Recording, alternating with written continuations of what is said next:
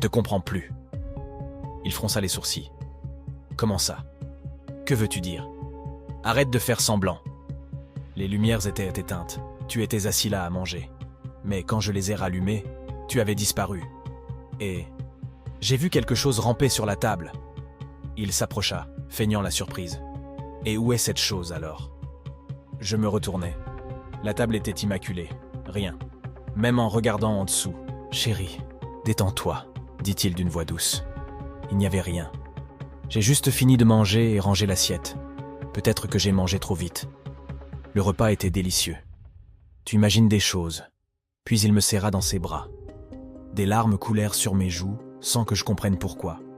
Cette nuit-là, après une courte conversation, il murmura « Viens, il est temps d'aller dormir. »« Va sans moi, répondis-je, feignant de regarder un film. Il m'embrassa sur le front et partit se coucher. Moi, je restais là, les yeux fixés sur l'écran sans rien voir. Je doutais. Était-ce bien réel? Mon mari était-il encore l'homme que je croyais connaître? Devais-je fuir? Mais notre mariage n'avait même pas quelques mois. Que diraient les gens? Peut-être que ce n'était rien. Peut-être que c'était moi qui exagérais. Au matin, avant d'aller travailler, j'allais trouver son ami proche, notre voisin. Je lui confiai tout. Son visage devint livide. « C'est étrange, dit-il. Je connais ton mari depuis des années. Je n'arrive pas à y croire.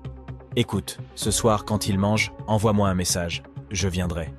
Si c'est vrai, je te conseillerais d'en parler à ta famille. Il faudra agir vite. » Je hochai la tête, soulagé.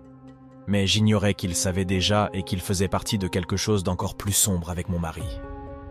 Ce soir-là, je rentrai plus tôt, fatigué. À peine arrivé, j'entendis mon mari revenir en hâte. Il avait oublié quelque chose. Avant qu'il n'entre, notre voisin l'appela. Ils ignoraient que j'étais déjà à la maison. Je me postai près de la fenêtre et écoutais. « Je t'avais prévenu, dit le voisin. Je ne fais pas confiance à ta femme. Je savais qu'un jour elle allait s'en mêler. Imagine un peu ce qu'elle a fait hier soir. »« Comment le sais-tu » demanda mon mari. « Elle m'a tout raconté ce matin. » Mon mari resta figé, surpris. Puis le voisin se pencha et chuchota. « Fais ce qu'il faut, avant qu'il ne soit trop tard. » Mon mari répondit d'une voix grave. « Elle porte mon enfant. » Et le voisin répliqua froidement. « Alors qu'est-ce que tu attends ?» À travers la fenêtre, les larmes me brouillaient la vue. Mon cœur battait à tout rompre. J'étais à la fois confuse et terrifiée. Sans m'en rendre compte, un cri m'échappa. « Mon Dieu !» Le silence tomba. Puis, lentement, ils tournèrent la tête vers la fenêtre.